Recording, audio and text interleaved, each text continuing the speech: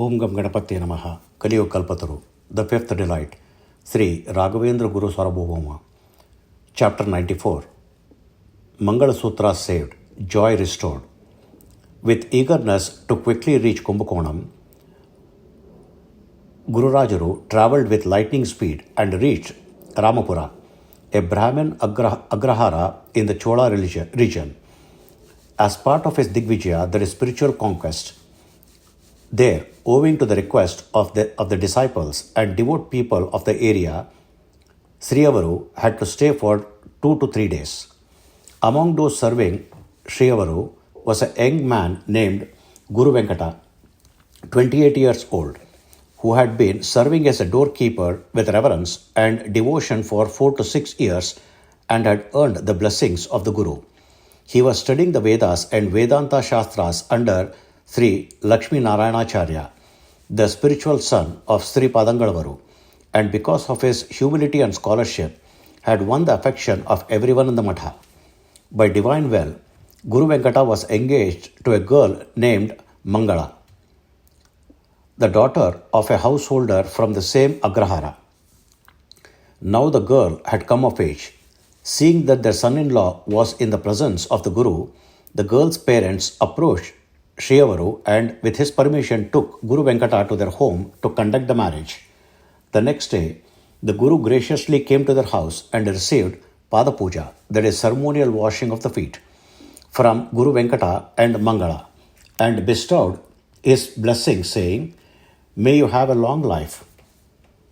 Dirga Ishumana Bhava. May you remain happily married. Dirga Sumangali Bhava. May you be blessed with good children." And giving sacred fruits and rice, returned to the Matha. That night, around 10 o'clock, as the Guru was speaking pleasantly with scholars, suddenly a young woman came crying and fell at his feet, saying, "Gurugale, please save me."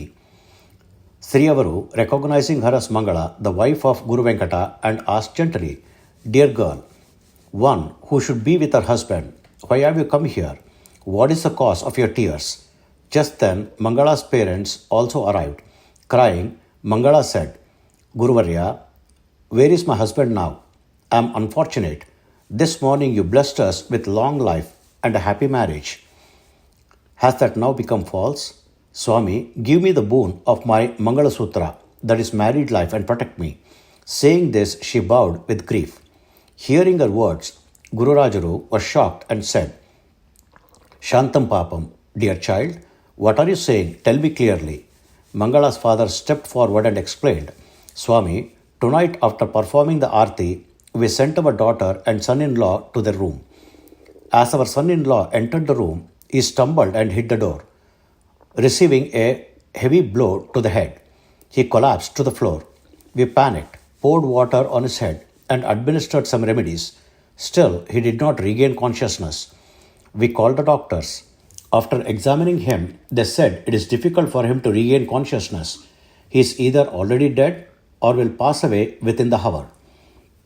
Hearing the doctor's words, Mangala ran like one possessed and came here. She now wept bitterly and prayed, "You must protect my Mangalasutra, Gurudeva. Please save it." Guru Rajaru's heart melted. There is no room for inauspiciousness where the supreme auspicious form of Sri Moolarama is present.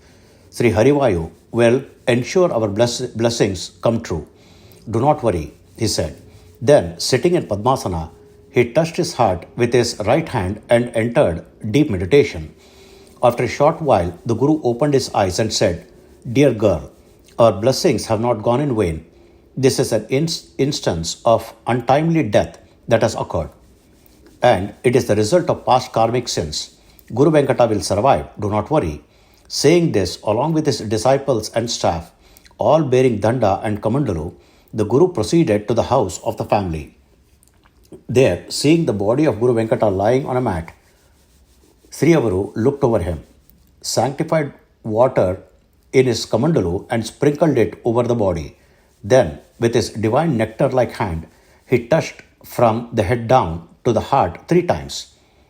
Placing his hand on the chest, he began chanting a mantra silently. In just a moment, the lifeless body of Guru Venkata began to move gently. He began to breathe and slowly opened his eyes and sat up. Seeing Sriyavaru, he stood up in astonishment, folded his hands, and said, Mahaswami, why have you come here? What has happened to me? The house that had been drowning in grief now erupted into a celebration of joy. Everyone, having witnessed the miracle with their own eyes, began to praise Sriyavaru with devotion and reverence. Mangaladevi, overwhelmed with bliss, bowed to the Guru's feet and exclaimed, Swami, you are most glorious. Your blessings have borne fruit. You have given me the gift of Mangalya, that is a blessed married life, and protected me. Sri Gururajaru smiled and said, My child, know that all of this is due to the grace of Sri Moolarama.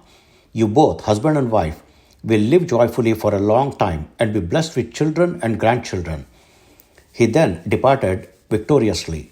The fame of the miracle spread throughout the Agrahara, and everyone began to glorify the Guru as a universal spiritual sovereign, Gurusarvabhauma.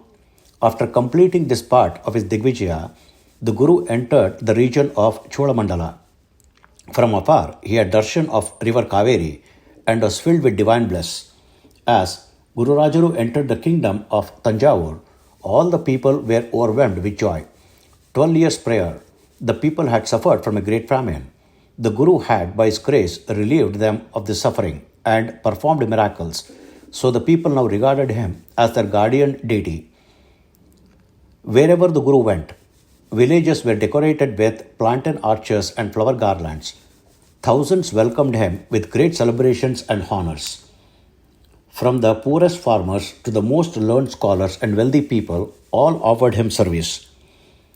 Sri Padangalavaru continued this Digvijaya Yatra, circumambulated all of South India, visited all sacred pilgrimages centers, offering service and worship, engaging in debates, establishing Siddhanta, that is spiritual principles, uplifting his disciples and devotees, displaying divine miracles, uplifting the poor and downtrodden, and being revered by kings as the supreme spiritual leader. Flying the banner of divine victory everywhere, he finally arrived at Kumbakonam. All the citizens of Kumbakona, along with temple authorities from every temple, came with full ceremonial welcome, Purna Kumbha, banners, Vedic chants, and auspicious instruments to receive Guru Rayaru. On either side of the streets of Kumbakonam, thousands stood to behold the Guru's darshan with cheers of joy and showers of flowers. In front of each house, married women performed arati. After a long and arduous pilgrimage, appearing slightly emaciated, Shri Raghavendra Gurusarvabhauma entered the richly endowed and auspicious Sri Vidyamatha from the eastern entrance, carrying with him the deity Sri Moolarama. The divine sight brought bliss to everyone. The majestic scene reminded onlookers of that sacred moment when Sri Rama, returning from forest exile, was ceremoniously welcomed into Ayodhya by Bharata, who had grown lean through austerities. Hari Om. Om Sri Krishnarpanamastu.